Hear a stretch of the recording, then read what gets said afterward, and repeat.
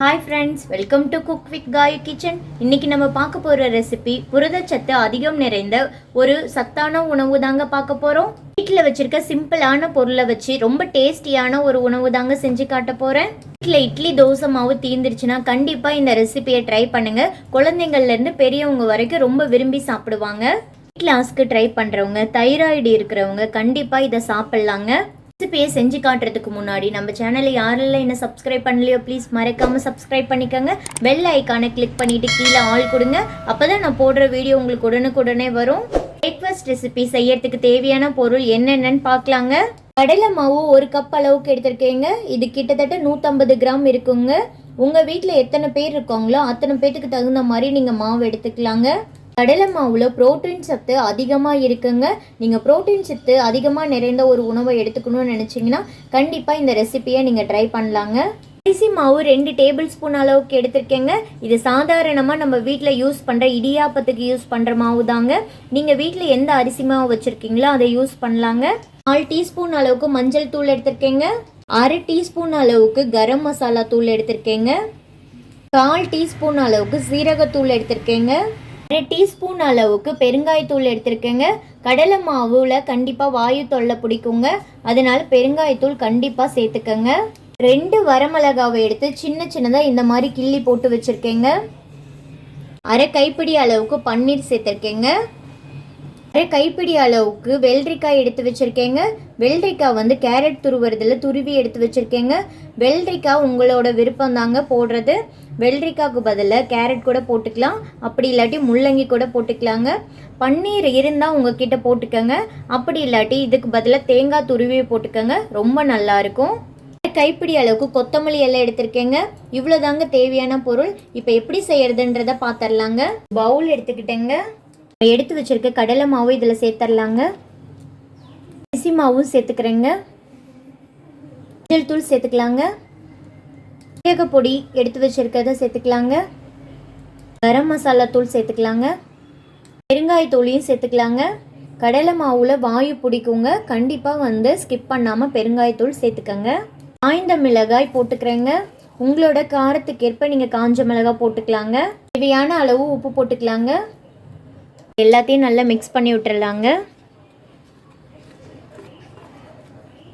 இதில் நம்ம அரிசி மாவு போட்டிருக்கோம். அரிசி மாவு போட்டிருக்கனால நல்லா கிறிஸ்பியாக வருங்க.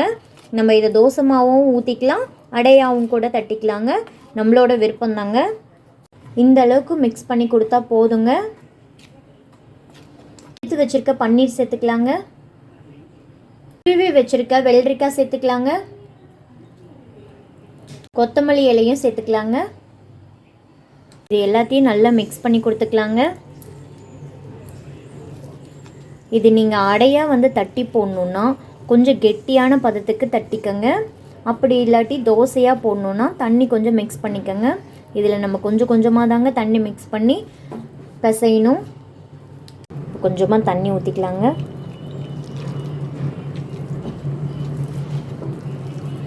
கொஞ்சம் கொஞ்சமாக தண்ணி ஊற்றி மிக்ஸ் பண்ணுங்கள். ஒரேடியாக எடுத்ததுமே நிறைய தண்ணி ஊற்றிடக்கூடாதுங்க. நம்ம தோசையாக தான் ஊற்ற போகிறோம், அதுக்காக ரொம்பவும் தண்ணி மாதிரி இருக்கக்கூடாது. மீடியம் கன்சிஸ்டன்சியில் ஊற்றி பசைஞ்சிக்கிட்டால் போதுங்க. ஈவன் இதில் டயட் இருக்கவங்க கூட சாப்பிட்லாம், ரொம்ப வயிறு ஃபில்லிங்காக இருக்குங்க. ஸ்கூல் போகிற பசங்களுக்கெலாம் ஒரு முறை இதை செஞ்சு கொடுங்க.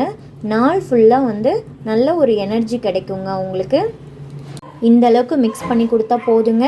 அப்படியே டேஸ்ட் பண்ணி பாருங்கள் உப்பு கரெக்டாக இருக்கான்னு. மாவு நல்லா 10 நிமிஷம் ஊறட்டுங்க. ஒரு மூடி போட்டு வச்சுட்டேன். 10 நிமிஷம் ஊறத்துக்குள்ளே ஒரு கார சட்னி ரெடி பண்ணிடலாங்க. சட்னி செய்யறதுக்காக அடுப்பை ஆன் பண்ணி ஒரு பேன் வச்சுட்டேங்க. சரியான அளவு எண்ணெய் விட்டுக்கலாங்க. இந்த ரெசிபியை பொறுத்தவரையிலையும் கடலெண்ணெயில் செஞ்சால் ரொம்ப நல்லா இருக்குங்க. உங்ககிட்ட கடலெண்ணெய் இருந்தால் யூஸ் பண்ணுங்கள், அப்படி இல்லாட்டி உங்ககிட்ட ரீஃபைண்ட் ஆயில் இருந்தால் கூட யூஸ் பண்ணிக்கலாங்க. எண்ணெய் நல்லா சூடாயிடுச்சிங்க. 5 பல்லு பூண்டு எடுத்து வச்சுருக்கேங்க, அதை சேர்த்துக்கலாங்க. 5 பச்சை மிளகாய் எடுத்து வச்சுருக்கேங்க, அதையும் இதையே சேர்த்துக்கலாங்க. நான் பழுத்த பச்சை மிளகாவாக எடுத்திருக்கேன். உங்ககிட்ட வரமிளகாய் இருந்தால் கூட சேர்த்துக்கலாங்க. பச்சை மிளகாய் பிடிக்காதவங்க கண்டிப்பாக வரமிளகாய் சேர்த்துக்கோங்க. இன்னும் நல்லா சூடாகிறதுக்கு முன்னாடியே இதெல்லாம் சேர்த்துக்கோங்க. அப்போ தான் மேலே தெரிக்காமல் இருக்கும், வெடிக்காமல் இருக்கும். 2 டேபிள் ஸ்பூன் அளவுக்கு உளுத்தம் பருப்பு எடுத்திருக்கேங்க, அதையும் சேர்த்துக்கிறேன். இந்த சட்னியை பொறுத்தவரையிலையும் உளுத்தம்பருப்பு போடுறது தான் இதோட ஸ்பெஷலே. ரொம்ப டேஸ்ட்டாக இருக்குங்க. எல்லாத்தையும் நல்லா கிளறி கொடுத்துக்கலாங்க. இது எல்லாமே நல்லா செவந்து வரட்டுங்க. சமையலில் சின்ன சின்ன விஷயம் நம்ம மாற்றி பண்ணும்போது தான் அது ரொம்ப சுவையாக கிடைக்குங்க. எல்லோரும் விரும்பி சாப்பிடுவாங்க. அடுப்போட அனலை கம்மியாகவே வச்சு இது வதக்குங்க. இது எல்லாமே லைட்டாக செவக்கிற மாதிரி வறுத்தாச்சுங்க. இந்த அளவுக்கு வறுத்தா போதுங்க. பெரிய வெங்காயம் பெருசாக கட் பண்ணி வச்சுருக்கேன் பாருங்கள், இதை சேர்த்துக்கிறேங்க. பெரிய வெங்காயத்துக்கு பதிலாக சின்ன வெங்காயம் கூட சேர்த்துக்கலாங்க. சின்ன வெங்காயம் சேர்த்துக்கிறதா இருந்தால் ஒரு 10 சின்ன வெங்காயம் சேர்த்துக்கலாங்க. இந்த ரெசிபியை பொறுத்தவரையிலையும் வெங்காயம் கம்மியாக தாங்க சேர்த்துக்கணும். வெங்காயம் லைட்டாக வதங்கி வந்துருச்சு பாருங்கள். இந்த அளவுக்கு வதங்கினா போதும். மீடியம் சைஸ் 3 தக்காளி எடுத்து கட் பண்ணியிருக்கேங்க. இதையும் இதில் போட்டுக்கலாங்க. தக்காளி இந்த மாதிரி கட் பண்ணி போட்டுக்கோங்க. நல்லா நீட்டமாக கட் பண்ணி போட்டிங்கன்னா அது நல்லா வதங்கிடும். இது ஓரளவுக்கு வதங்கினா போதும். அதனால் நான் க்யூப்ஸ் மாதிரி கட் பண்ணி போட்டிருக்கேங்க. சட்னிக்கு தேவையான அளவு உப்பு போட்டுக்கலாங்க. கல் உப்பு போடுங்க, அப்போ தான் நல்லா சுருன்னு டேஸ்ட்டாக இருக்குங்க. எல்லாத்தையும் நல்லா மிக்ஸ் பண்ணி கொடுத்துக்கலாங்க. தக்காளியோட பச்சை மணம் போகிற வரைக்கும் வதக்கிக்கலாங்க. இதோட தோலெல்லாம் நல்லா சுருங்கி வதங்கி வரணுங்க. அந்த அளவுக்கு வதக்கிக்கலாங்க. அடுப்போட அனலை மீடியமாகவே வச்சு வதக்குங்க. 2லேருந்து ஒரு 3 நிமிஷம் வதக்கிக்கோங்க. அப்போ தான் தக்காளி நல்லா வதங்கி வருங்க. 2 நிமிஷம் நல்லா வதக்கிட்டேங்க. தக்காளியோட தோலெல்லாம் பாருங்கள் தனியாக கழிந்து வந்துருச்சு. இந்த அளவுக்கு வதக்கினா போதுங்க. இப்போ அடுப்பை ஆஃப் பண்ணிடுறேங்க. இது நல்லா ஆறட்டுங்க. ஆறுனதுக்கப்புறம் மிக்ஸி ஜாரில் போட்டு அரைச்சி எடுத்துகிட்டு வந்துடலாங்க. இப்போ இது நல்லா ஆறிடுச்சிங்க. மிக்ஸி ஜாரில் சேர்த்துக்கலாங்க.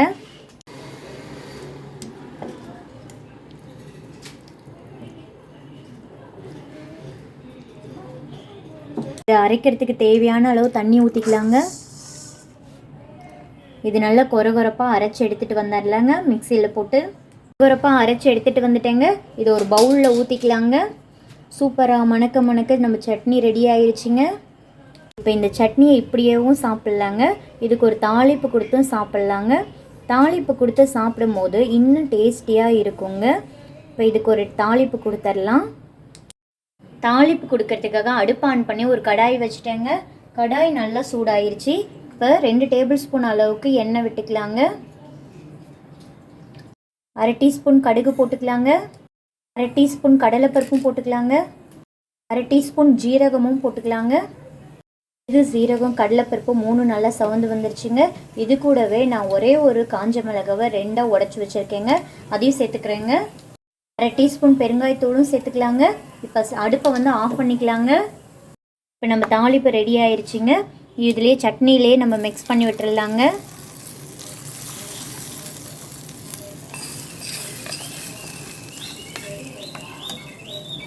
அவ்வளோதாங்க. ரொம்ப சிம்பிளாக பாருங்கள் சட்னி ரெடி ஆயிடுச்சு. நீங்கள் எப்போ சாப்பிட்றீங்களோ அப்போ சட்னியில் நல்லா மிக்ஸ் பண்ணிவிட்டு அப்படியே எடுத்து சாப்பிட்லாங்க. சட்னியை ஒரு சைடு வச்சுட்டு தோசை எப்படி ஊற்றுறதுன்றதை பார்க்கலாங்க. அடுப்பை ஆன் பண்ணி ஒரு தோசைக்கல் அடுப்பில் வச்சுட்டேங்க.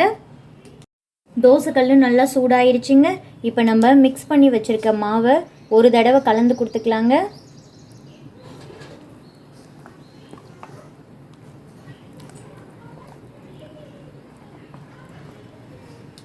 இப்போ எந்த அளவுக்கு தோசை வேணுமோ அந்த அளவுக்கு மாவு எடுத்து ஊற்றிக்கலாங்க. நான் கொஞ்சம் திக்காக ஊற்றுறேன், அதனால் கொஞ்சமாக மாவு எடுத்து ஊற்றிக்கிறேங்க. உங்களுக்கு இதை விட மெலிசா கூட வேணும்னா ஊற்றிக்கலாங்க.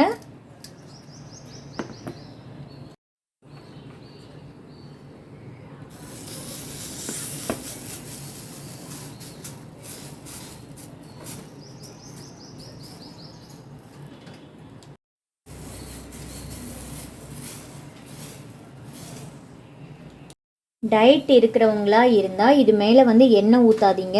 எண்ணெய் ஊற்றாமல் அப்படியே சாப்பிடுங்க. இப்போ நான் இது மேலே கொஞ்சமாக எண்ணெய் ஊற்றிக்கிறேங்க. கொஞ்சம் தாங்க ஊற்றுறேன், அதிகமாக ஊற்றலை. சின்ன பசங்களுக்கு கொடுக்கறதா இருந்தால் எண்ணெய்க்கு பதிலாக நெய் கூட சேர்த்துக்கலாங்க. ரொம்ப டேஸ்டியாக இருக்கும். மீடியமான அனல்லையே இது நல்லா செவக்க வச்சு திருப்பி விட்டுக்கலாங்க. இப்போ இதை திருப்பி கொடுத்துக்கலாங்க.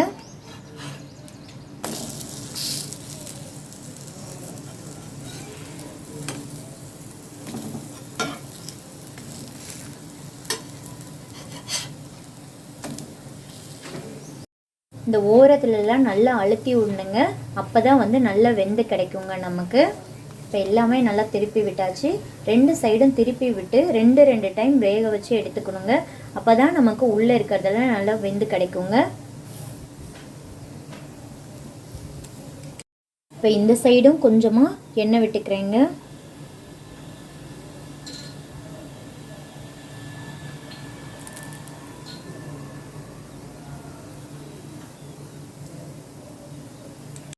இப்போ திருப்பி கொடுத்துக்கலாங்க.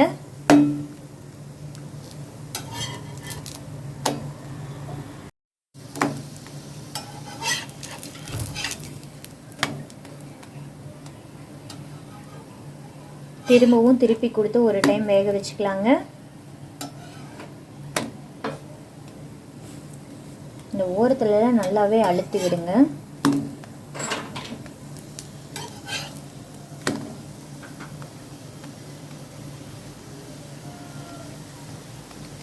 இந்த அளவுக்கு வேக வச்சு எடுத்தால் போதுங்க. இப்போ இதை ஒரு தட்டுக்கு மாற்றிடுறேங்க.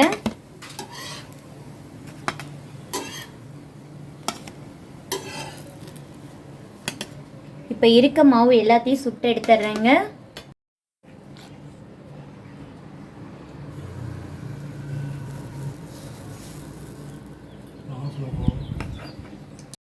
மாவையும் ஊற்றிட்டேங்க.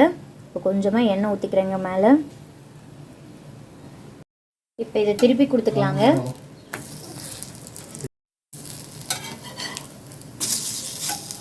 இப்போ இது எல்லாத்தையுமே 2 டைம் திருப்பி விட்டு வேக வச்சு எடுத்துட்டேங்க. இப்போ எல்லாத்தையுமே பிளேட்டுக்கு சேஞ்ச் பண்ணிடுறேங்க. ரொம்ப சூப்பராக அடை தோசையும் ரெடி ஆயிடுச்சு, கார சட்னியும் ரெடி ஆயிடுச்சுங்க. புரோட்டீன் நிறைந்த இந்த அடை தோசையை காலையில் நீங்கள் டிஃபனாகவும் செஞ்சு கொடுக்கலாங்க, நைட் டின்னருக்கும் யூஸ் பண்ணிக்கலாங்க. ஸ்கூல் முடிஞ்சு வர குழந்தைங்களுக்கு இதை செஞ்சு கொடுத்து பாருங்கள், ரொம்ப விரும்பி சாப்பிடுவாங்க. நான் இன்றைக்கி கடலை மாவு வச்சு செஞ்சு காட்டியிருக்கேங்க. இது ரொம்ப ரொம்ப ஈஸியான ரெசிபி, ரொம்ப சிம்பிளானதும் கூடங்க. வெறும் தோசையாக ஊற்றி கொடுத்தீங்கன்னா யாருமே விரும்பி சாப்பிட மாட்டாங்க. இந்த மாதிரி டிஃப்ரெண்ட்டாக செஞ்சு கொடுங்க, கண்டிப்பாக எல்லாருமே விரும்பி சாப்பிடுவாங்க. மேலே கொஞ்சம் மொறுன்னு இருக்குங்க, உள்ளே பாருங்கள் நல்லா சாஃப்டாக இருக்குது. இந்த மாதிரி செஞ்சு கொடுங்க, குழந்தைங்க கூட விரும்பி சாப்பிடுவாங்க. இதில் நம்ம வெள்ளரிக்காய் சேர்த்துருக்கோம். வெள்ளரிக்காய் உடம்புக்கு ரொம்ப நல்லதுங்க. வெயில் காலத்தில் குழந்தைங்களுக்கு இந்த மாதிரிலாம் டிஃப்ரெண்ட்டாக செஞ்சு கொடுங்க. வெள்ளரிக்காவோ சும்மா கொடுத்தா குழந்தைங்க சாப்பிட மாட்டாங்க. இந்த மாதிரி துருவி போட்டு மிக்ஸ் பண்ணி கொடுங்க, கண்டிப்பாக விரும்பி சாப்பிடுவாங்க. உடம்புக்கு ரொம்ப நல்லதுங்க. இந்த கார சட்னி நம்ம சிம்பிளாக தாங்க செஞ்சுருக்கோம், ஆனால் ரொம்ப ரொம்ப ரொம்ப டேஸ்ட்டாக இருக்குங்க. இதை நீங்கள் சாப்பாட்டு கூட வச்சு சாப்பிட்லாம், அவ்வளோ சுவையாக இருக்குங்க. இதில் நம்ம உளுத்தம்பருப்பு சேர்த்துருக்கோங்க. உளுத்தம்பருப்பு கொஞ்சம் அதிகமாகவே சேர்த்துருக்கோம். உளுந்து எவ்வளோ நல்லதுன்னு உங்களுக்கே தெரியும். வீடியோவில் என்ன அளவுகள் போட்டு செஞ்சனோ அதையும் நீங்கள் கண்டிப்பாக ட்ரை பண்ணுங்கள். ரொம்பவே ஹெல்த்தியான உங்கள் வீட்லேயும் இந்த அடை தோசை ரெடி ஆயிருங்க. நான் செஞ்சு காட்டின புரோட்டீன் நிறைந்த இந்த தோசையும் கார சட்னியும் உங்களுக்கு பிடிச்சிருந்துச்சுன்னா மறக்காமல் ஒரு லைக் கொடுத்துருங்க ப்ளீஸ். நம்ம சேனலை யாரெல்லாம் இன்னும் சப்ஸ்கிரைப் பண்ணலையோ சப்ஸ்கிரைப் பண்ணிக்கோங்க. பெல் ஐக்கானை கிளிக் பண்ணிவிட்டு கீழே ஆல் கொடுங்க. அப்போ தான் நான் போடுற வீடியோ உங்களுக்கு உடனுக்குடனே வரும். நாளைக்கு ஒரு புது ரெசிபியோடு உங்களை சந்திக்கிறேங்க. தேங்க்ஸ் ஃபார் வாட்சிங். Bye friends.